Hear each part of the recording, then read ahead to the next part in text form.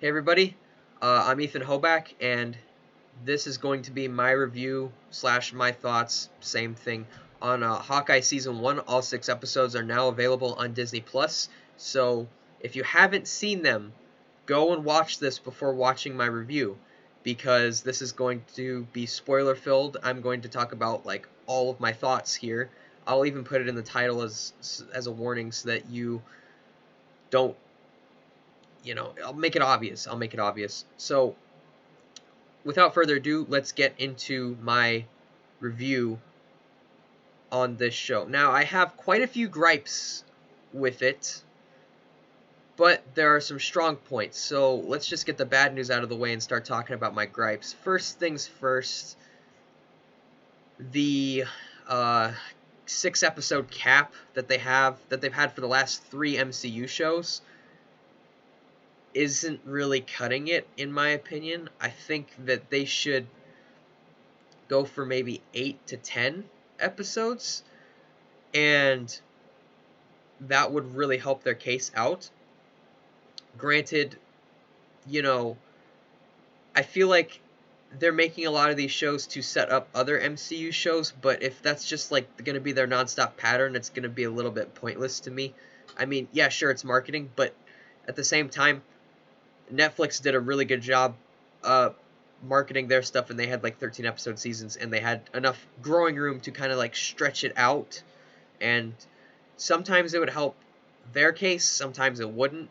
So I feel like they should at least stretch it like maybe 2 to 4 more episodes per season. um, and that leads into my next gripe, is Kingpin, the way that they handled him. He wasn't a main villain. Granted, he was the guy on the top, but they did not treat him like a main villain at all. They set him up, right? They set him up, but he wasn't there till the very last episode. I feel like he should have played a much bigger part if they were going to utilize him at all, and they didn't. They just kind of, you know, set up Echo's series by giving that like little death cliffhanger thing. He's not actually dead. I know for a fact he's not dead. So, yeah, the way that they handled Kingpin was plot-wise not good, but I do like the fact that comic book Kingpin is making an appearance, because this Kingpin is different from Daredevil's Kingpin. It may be the same actor, but I'm pretty sure this is an entirely different variant of him, because you literally, in the finale, he ripped off a car door, and that's something that comic book Kingpin would do, but in whereas in Daredevil they had him as like a more grounded, crime boss, somebody who ruled through intimidation and fear, and that's something that could very well exist out in today's society, because there's still plenty of crime, happening. But yeah, I feel like Kingpin was handled very okay. Am I happy he's back? Yes. Am I happy with the way that they handled him? Not quite. I really wish that they'd do more with him. Um, yeah. So those are my main gripes. I have some positives though. The Christmas setting worked really well for the show. It created kind of like a fun atmosphere, almost. So you had a lot of fun watching it because it was in the spirit of the holidays, and this is a really good time of year. So I feel like that setting really helped. I felt like it was going to be a downfall, but it actually ended up being one of the show's major strengths.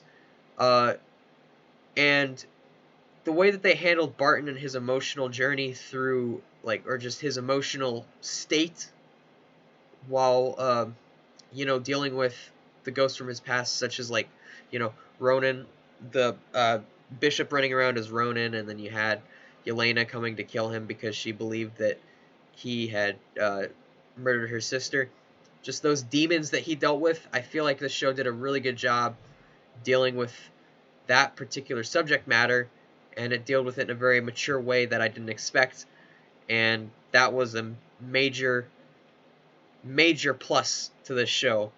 Uh, and then you had the action, the way that it was filmed. I feel like the first couple episodes it was very shaky, but then eventually they got better with the camera work, and by the end of the the season, I wasn't really worried about the action. The action was nice, but that wasn't really the particular standout. I feel like the show was fun and whimsical, but then whenever it got serious, it actually like balanced the two out really well, to the point where, you know, it was to the point where it appealed to two different audiences, but it didn't try too hard at either because it blended the two very well.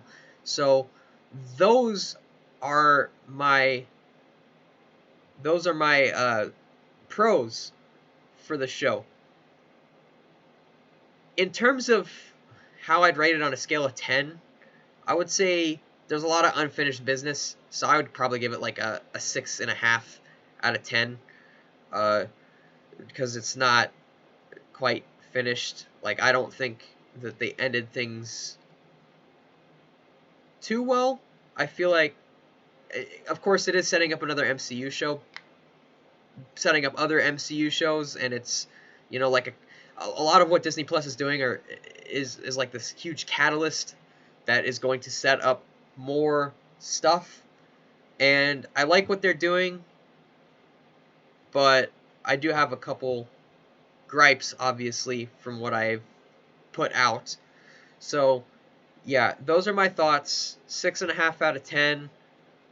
Probably one of the better MCU shows, in my opinion. Probably like right up there next to Loki. Well, no, right below Loki. We'll say that.